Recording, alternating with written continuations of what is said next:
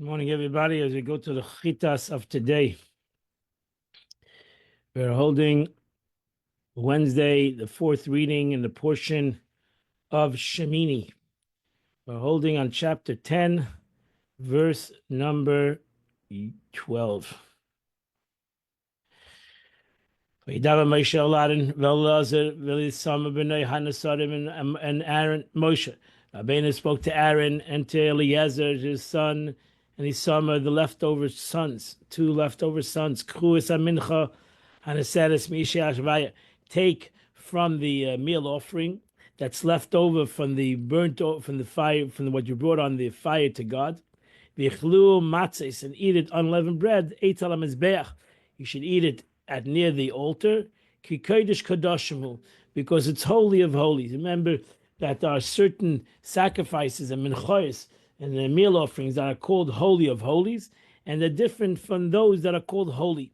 And the main difference is that it needs to be eaten in the Beis Hamikdash. Hanisarim, Rashi says, what means this? The ones who survived min hamisa. This were the ones who survived from God, from the death, or God forbid, from not dying. It comes to tell us that also on them was the decree of death. Why? This is what it says. God was extremely ferocious, furious. I mean, with Aaron, threatened to destroy Lashmida, the story of the golden calf, and God decided then really to destroy this family. God forbid. And every one of them would die. As it says, Va'ashma, destroy his fruits from above. But the prayer of Moshe Rabbeinu commuted the sentence to half, and only two sons died. And so I prayed also for, as it says, so I prayed for Aaron at that time in Deuteronomy. Even though, again, at this present time, they were oinanim, they were mourners on the day of death. It's a law called an oinain. Somebody who's in intense mourning. There's mourning of 7 days, but an oin is somebody who's intense mourning. The day of passing, he simply has no head for anything. At that day of passing, a lot of laws of somebody who's called an oinen, somebody whose loved one passed on that day, is a different day. We don't do mitzvahs in front of in public. We don't pray, and we pray after the funeral, etc. Many things that we do is called an oinen. It's the day of death, and an ordinary sacrifice are forbidden for an oinen to eat. The general law is a kohen who's an oinen is not allowed to eat the sacrifice. But over here, the Torah tells Moshe Rabbeinu tells him you have to eat the sacrifice. You're not mourners in essence. You cannot mourn because you're on the day of dedication. You cannot mourn. As Amuncha, now she says this refers to the grain offering of the eighth day of dedication of Beis Hamikdash, and the grain offering donated by Nachshon ben Aminadav. Nachshon, the son of God, because there was three main offerings then: the offerings of the community, the offerings of Nachshon ben Aminadav, and again Rosh Chodesh, which is going to come up in a couple of minutes, the offering of Rosh Chodesh, because that day, the eighth day, was Rosh Chodesh Nisan, the first day of the month of Nisan. Bachlu matzes, and eat unleavened loaves. Why does the Torah need to state this? We know already. The answer is that since the grain offering of the eighth day is a communal grain offering and a one-time grain offering, and had no equivalent in the offerings of future generations, this was once in history, the eighth day dedication of the temple, I would have thought that is different than other grain offerings. Therefore, it was necessary to explicitly apply the same rule as any other grain offering.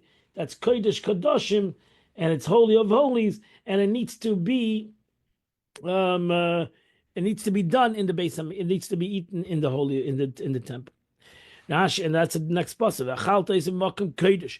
You have to eat it in the holy place in the Beis Hamikdash. Kechoik v'chok b'nechahi, because it is a decree for you and for your family, your sons. Me'isha Hashem, from the offering of God, kikein tzuvesi, because that's what I commanded you. Now she says, banecha, ein lebanis choik b'kodesh. There's no obligation. Daughters don't have a portion in the sacrifice that were bought in the Beis Hamikdash. It was only the men the kohen and the men who had a portion in the sacrifice. In those sacrifices that was holy of holies needed to be brought in the Beis Hamikdash. Eaten in the Beis Hamikdash. Kikein tzuvesi, because I commanded you, even if you're an oinen. So they must eat, although they were oinenim, even though the relative died that day, they were still obligated in eating the carbon. Verse number 14. Not only do you have to eat the mincha, the breast of waving, and the right mid leg that you raised, uplifting. You have to eat it in the Beis Hamikdash. You have to eat in a pure place, not the Beis Hamikdash, even in Jerusalem. And not only that, this shlomim is allowed to be eaten even in Yerushalayim, and your daughters can have also part of it. Because it was a portion that was given to you and your sons, Kehanim, that do the service in the Beis Hamikdash, was given to you. Rashi says, we're talking over here about not about the Holy of Holies, the offering, or chatas, or those offerings that were brought that day, but actually we're talking about the shlomim that was brought that day, and therefore they were allowed to eat in Yerushalayim. Teichel makom tor doesn't imply that they were previously mentioned. One is defiled in a defiled place. Rather, the implication is that previously mentioned ones a sacrifice, a superior holiness, kachim, must be eaten in a holy place, but these need not to be eaten within the courtyard of the Beis Hamikdash, but they must be eaten within the Israeli camp that is pure, and that seiras affects people may not enter it. So we know that there's different laws concerning who is allowed to enter in which camp. So a Matzaida, we know a Matzaida, upon somebody who has leprosy, had to go out of all camps. So such certain things, regular impurity, you didn't have to leave all camps. You weren't allowed to come into the Beis Hamikdash, but you could stay in your city, in your camp.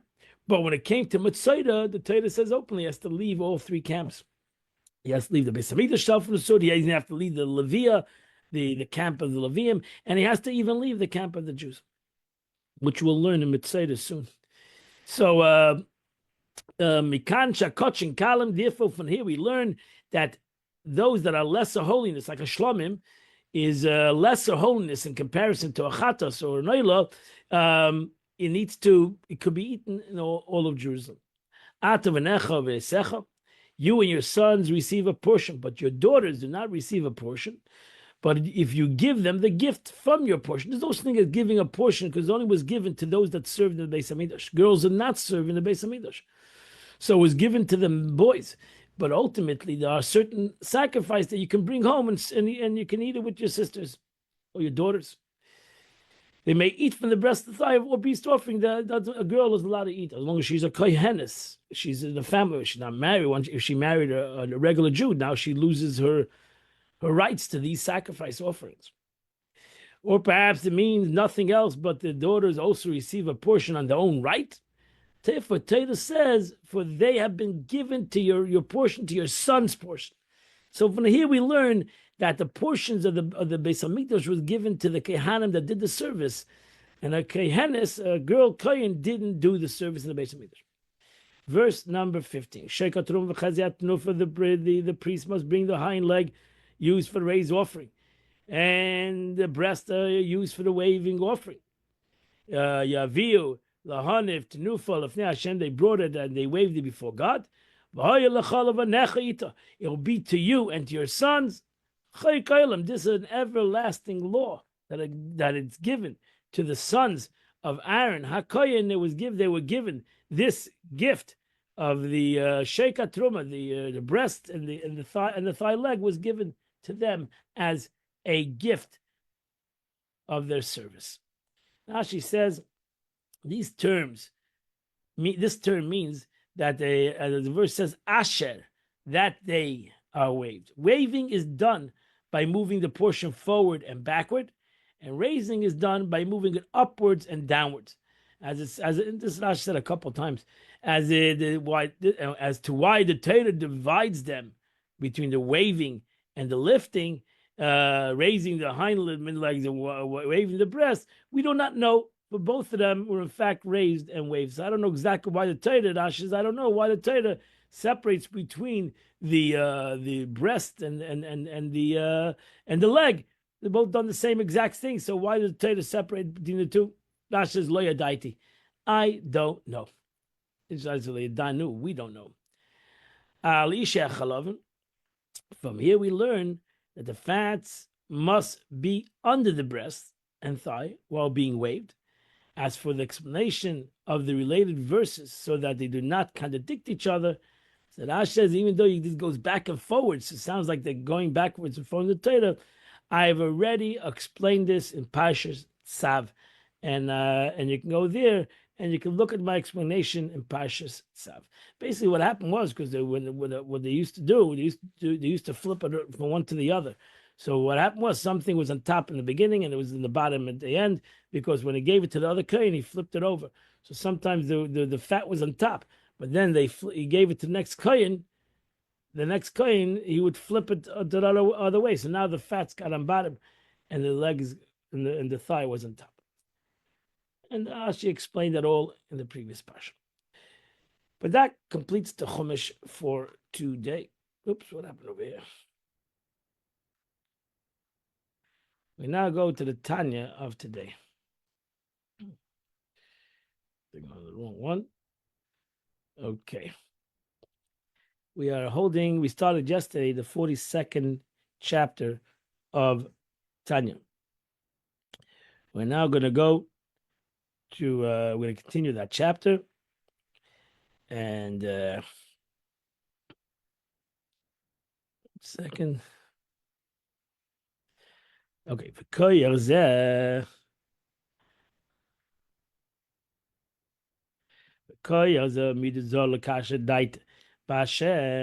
capacity and this quality. The Alter Rebbe said every Jew can reveal the spirit of Moshe Rabbeinu.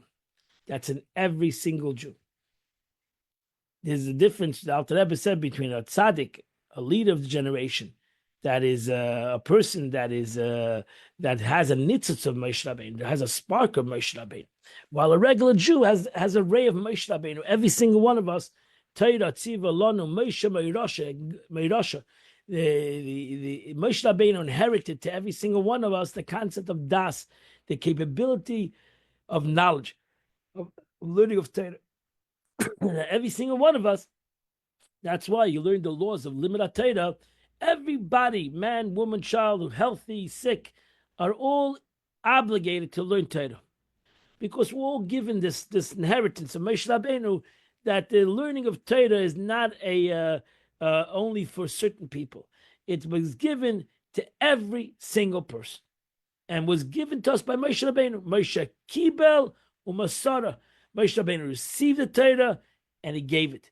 That's why the Gemara says, Kol mashatal mavasav achadish, anything that anybody will come and expound on the Torah, Nita Moshe Rabbeinu was already given in some kind of a form to Moshe Rabbeinu. So what everybody is doing is really revealing something.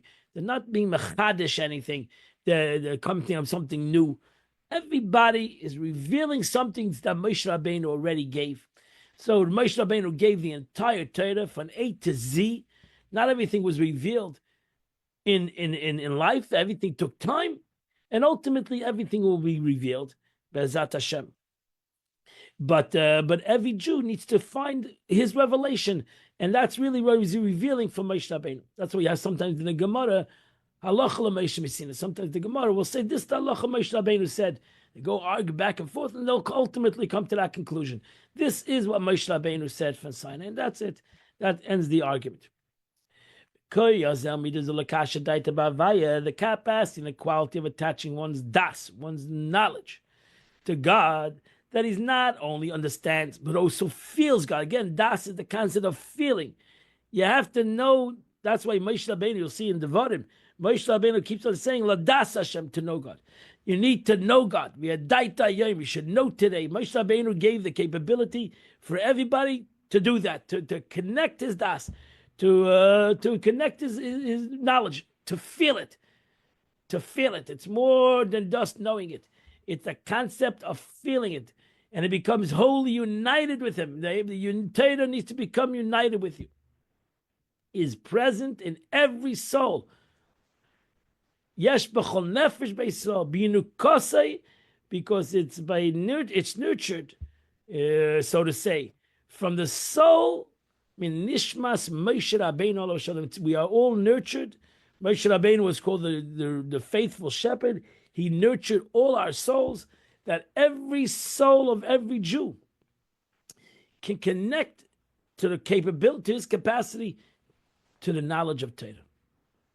But the problem is, there's one problem, and that is that you have a body. You have a nefesh habahamis, you have an animal soul.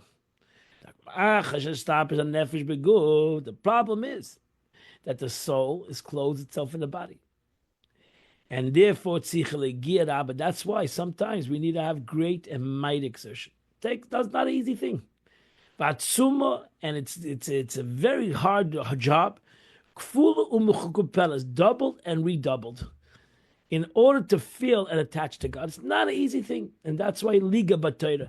You have to be yagea. You have to. It's called hard labor in the learning of Torah. To labor in Torah.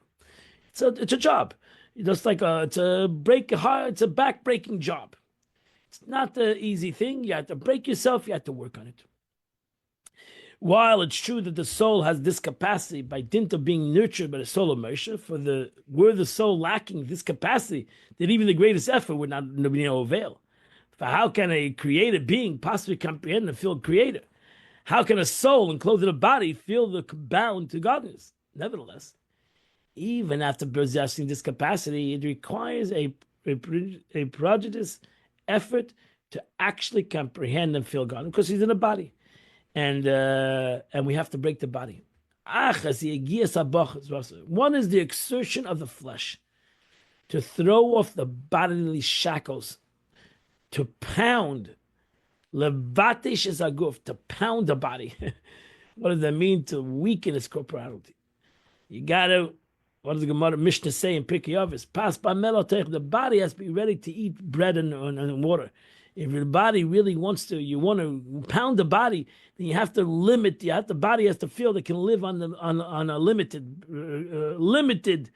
not that it has to live on a limit, but it can live on a limited, diet. Lachnia, because you have to bring the body into submission. That the body's light, the darkness of the body should not obscure the light of the soul. That's it. The body needs to be put in its place, so to say. The body cannot become overburdened into the soul. And the body needs to know its place, thus making it possible for one to understand, feel God. Now, when the body is you mavatish the body, you put the body in its place. So now the body is not a burden to the soul, and the soul has freedom. The soul feels free. The soul feels its connection. As we brought in previously, in the name of the Zohar, the guf of the Solomon ben Nahira, that if you have a body that does not allow the body in which the light of the soul does not penetrate, what you do? What does the Zohar say that is taught in the heavenly courts? Eventually, you have to crush it. You have to bring the body, and you have to teach the body it's right. The body is important, but it shouldn't become more than important than the soul. The body has its importance and needs to be taught what its importance is. And that's through tshuva. That's through tshuva, humility and humbleness and contriteness. As we explained before, when one weakens the grossness of the body so that it hinders no longer, it becomes possible for the light of the soul to manifest itself. This then is one's manner of exertion, known as exertion of the flesh. That's what means to break your body. And then besides that, you need a second one, and that's the exertion of the soul itself. That's it. The soul needs to work. And that is to reveal the powers of the soul. So that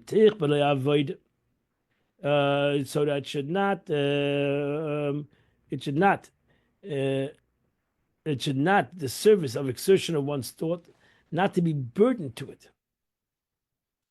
To dwell and reflect upon the greatness of God for a long and uninterrupted period. That's the soul, to be able the soul to think freely, for the soul to express itself freely. Kishir Shava, Kishir Shazu, because the measure of time necessary to immerse oneself in godly concept in order to arouse the love of fear of God, ain't a Shava Chol Nefesh. I can't give you a time for that. Everybody's different. So we're going to say an hour. Some people it takes half an hour. Some people it takes 2 hours. Can't give you a time exactly how long it takes to inspire yourself. Every person is different. You have nefesh zaka b'tiva. You have some people that are naturally refined. Shemiyach is beinam gedus havayit. That the second they think about the greatness of God, you get out of yira. In fact, they automatically create a fear of God. As it brought down the Code of Jewish Law, first chapter of Erechaim. When a person reflects on the greatness of God, Supreme King of Kings, Holy One, blessed be He, who fills the entire world, Allah is standing upon him, and he sees his actions. So in Shulchan Aruch it says, Code of Jewish Law. When the Code of Jewish Law says something, it's not saying something a philosophical thing. That's why it's called the Code of Jewish Law. It's saying that's the way it is. So the Code of Jewish Law says that when a person thinks about God, if he really thinks about God, miyad yigiel love. The Code of Jewish Law says you're going to have immediately, you're going to overcome by fear. So, and Shulchan Aruch concludes, and he'll be humbled and abashed before God.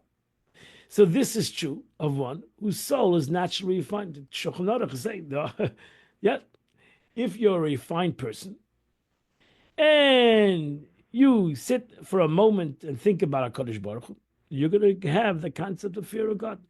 That's what the Shulchan Aruch says, and that's the fact. This is true, whose soul is refined. He immediately overcome a fear, and without great effort or time required in his body, it happened in a second. Yesh nefesh shefela, and then you have a soul, as the Alter Rebbe says, not to blame anybody. Your soul comes b'divat avosai, comes b'makar chutz v'medegas taftein. Some souls come from the very lowest gradations of the 10 spheres of associate. Some souls are just thick souls. There's nothing against them. They come from the lowest levels of the world of action, and they're very connected to action. They don't comprehend spiritual things.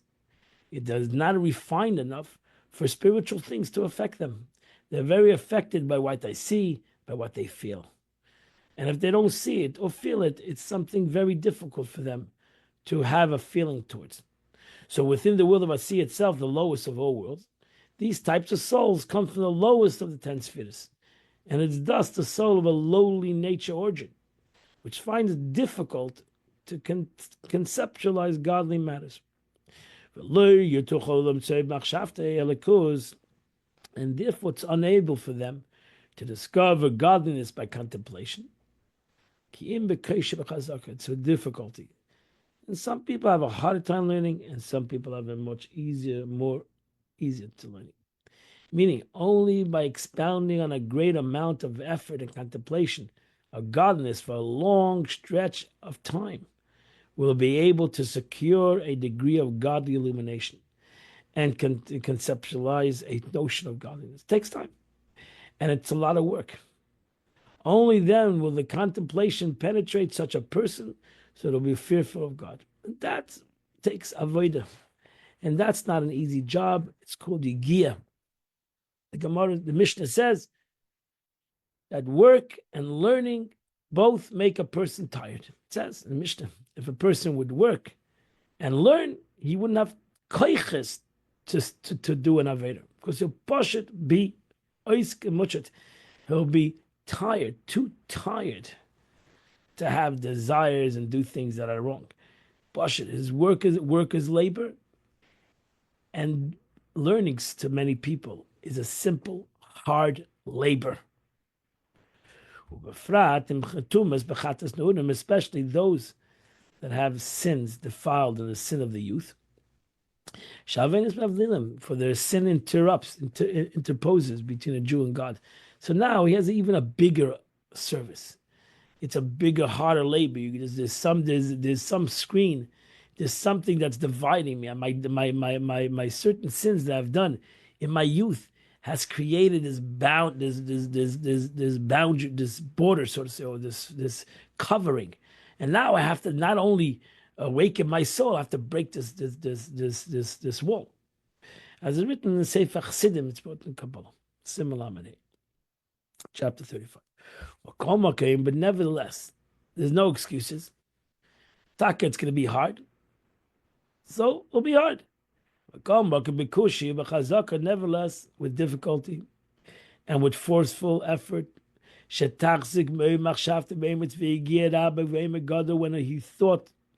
When his thought greatly exerts itself with vigor and great toil and intense concentration, to immerse itself in the contemplation of the greatness of God for a long time, if he does that, and the Frierdiker Rebbe of Levi Yitzchak, the sixth Lubavitcher Rebbe, said in a talk that a long time means an hour today, an hour tomorrow, until ultimately the repetitiveness of intense concentration day after day will ensure that no matter how lowly the soul may be, the Alter Rebbe gives you a promise. He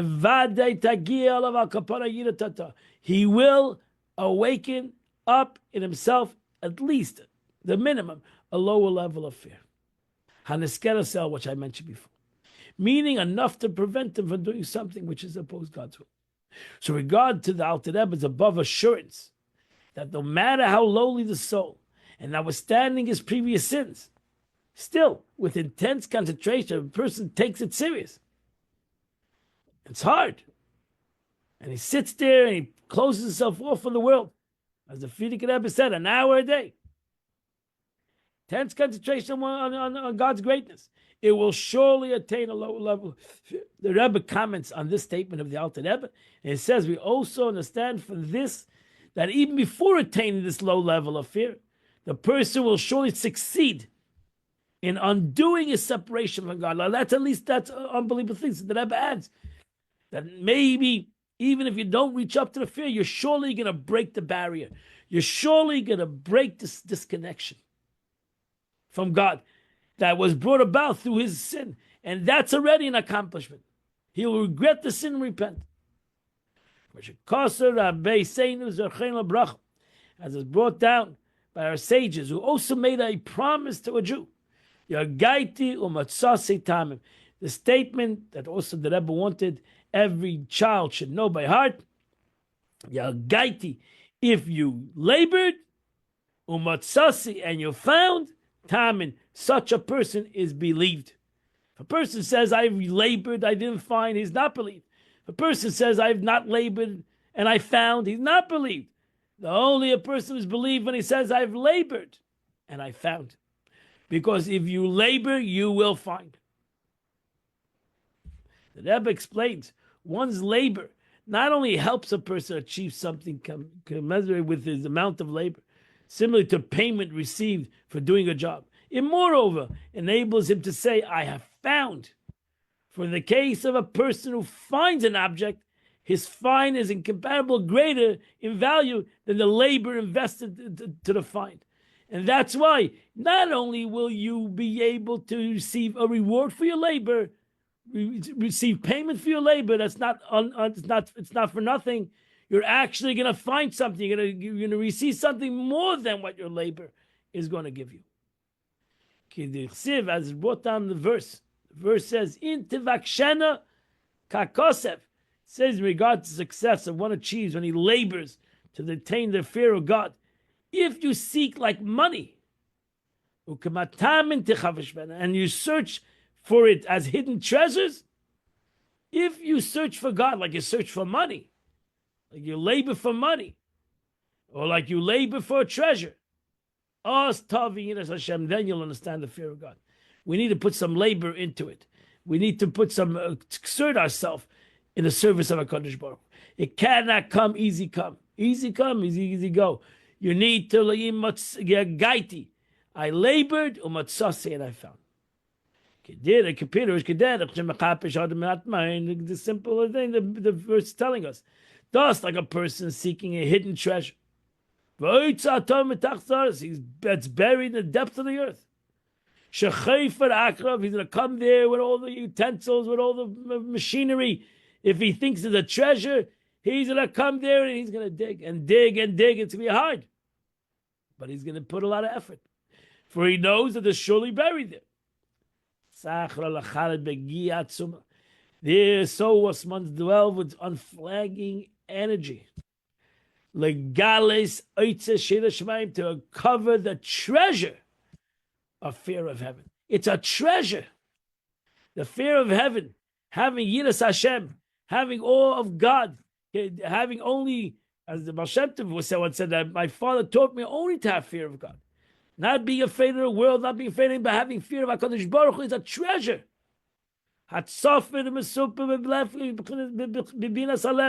Which is hidden and concealed, and it's buried in the understanding of the heart. Shall call Ish Yisrael for every single Jew. Every single Jew has this treasure. And it's chayfetz. That's why the Rebbe writes that every Jew is called a hidden treasure. Every Jew has a hidden treasure within him.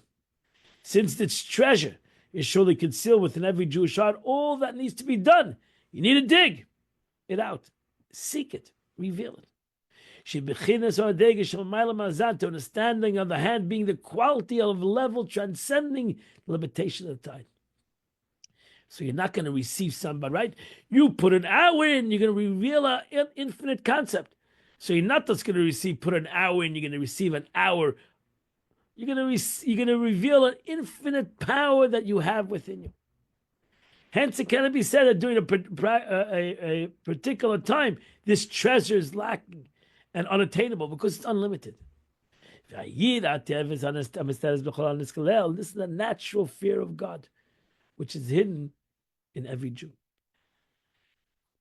The question arises, if this fear is natural and always found within every Jewish heart, why then is it necessary to take measures involving for profound contemplation of God's greatness or to attain it? The Alter Rebbe goes on to say that since this fear is found in the recesses of his heart, it does not affect one's action, and it enables him to attain and enable him to refrain from sin. You have to reveal it. It is thus necessary to take steps that will reveal it, to fear this fear, and to ensure that it will affect one's actual deeds. It takes effort. How does one ultimately bring it into action? To actually sense the fear of God. To run away from evil. And thought, in action, speech and thought, sort of like galis metzpune binas halev. He needs to bring out from the depths of understanding of the heart. That this depth, this is above time and space.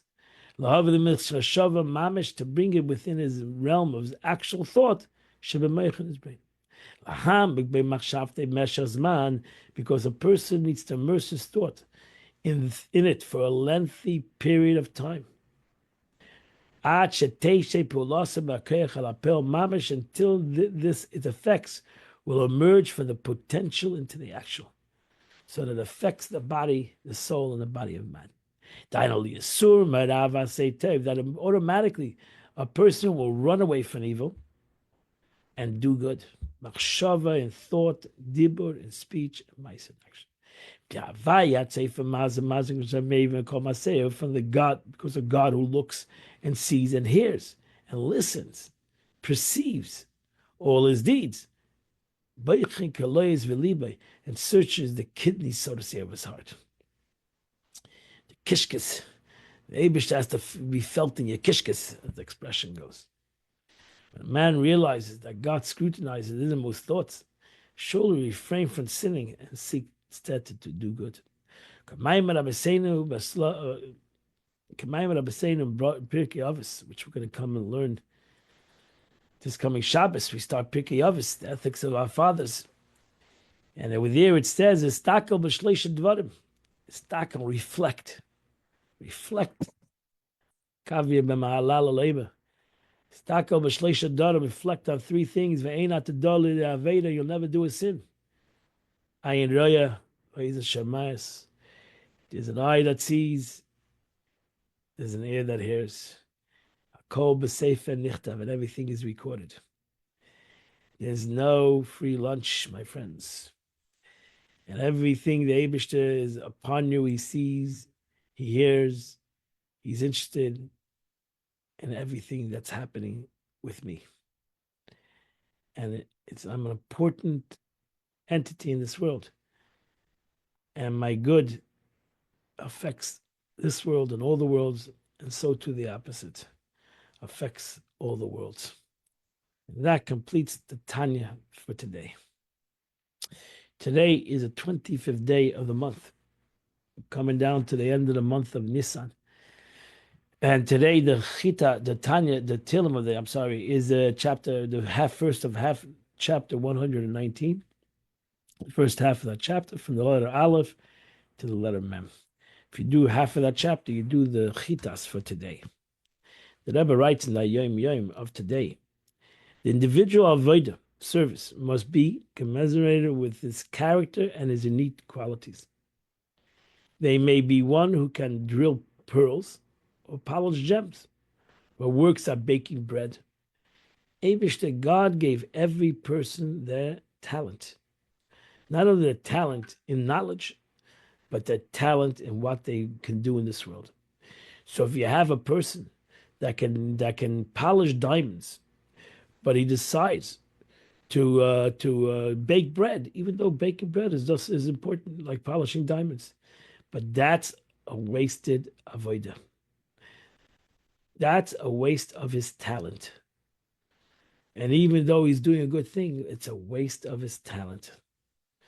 The analogy of the realms of Avodah may also be understood so too. Every person has their Avodah in this world, and they shouldn't look for somebody else's Avodah. They shouldn't look for somebody else's service, even though it might be an unbelievable thing. It's not their service. Though baking bread is most necessary, craft, an occupation, the person is considered to committed a sin. There was once an analogy that was given about the wealthy Jew and the wagon driver who's traveling, and they come into the city ahead of Shabbos, like an hour before Shabbos, they come into the city.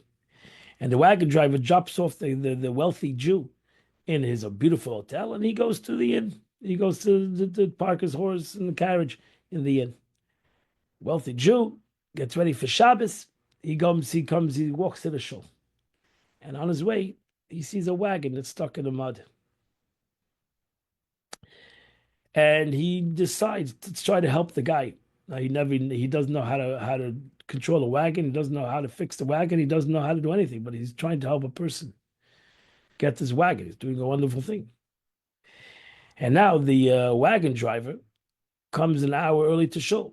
He passes the same situation, but he continues his walk to shul. Comes to the shul, the wagon driver, he's ready for Shabbos, and he invites all the guests. There used to be Jews that would come to the shul out of Shabbos, to get invited, the poor people of the city. So people that would come to shul, and people would invite them to the house for dinner. So this guy goes and invites there was 10 people, he invites all the 10 people to his inn. By the time the wealthy Jew comes to the shul, he's all dirty. He hasn't moved the wagon at all. After the hour of struggle, he hasn't done a thing. He comes into the shul all dirty, all oiske muchet. He comes into the shul. By the time he comes to the shul, he has nobody to invite. He has a whole beautiful meal in his hotel, but he has nobody to invite because the wagon driver invited everybody. But the problem was, when the wagon driver, all these 10 people came to the wagon driver's hotel room to eat, there was not so much food to eat. He was a wagon driver, he didn't have too much food. That's two talents that are done, and it both did the right thing, but it wasted their time. The wagon driver should have helped the guy take his wagon out of the ditch because he knew how to do it. And he knows how to get it, but he decided he's going to go to shul and he's going to invite people. The wealthy man should have gone to shul, invited all these people to his hotel, and fed them beautiful meal Shabbos, and not have wasted his time, which he couldn't do anyway. He was not a wagon driver; he couldn't help the guy really, so the guy was not helped anyway, and the people were hungry at the end of the meal, and therefore both did wonderful things, but they both didn't do their avodah. The wagon driver should have helped the guy take the thing out of the mud, and the wealthy Jew should have gone to shul and invited the 10 people to his home. And then they would have both done a perfect service, because the wagon driver would have got the guy out of the mud, and the wealthy Jew would have fed all these 10 people with unbelievable, beautiful Friday night meal. And then it would have been a perfect service. We all need to know what our capacities are and what our capabilities are, and go and do it, and not try to do things that we are just not built for and not capable of doing it, and ultimately not doing the job, and not letting the person who should do the job do the job. And I wish you all a wonderful and beautiful day, and I will see you all tomorrow, 8 o'clock. Continue to learn the chitas of the day.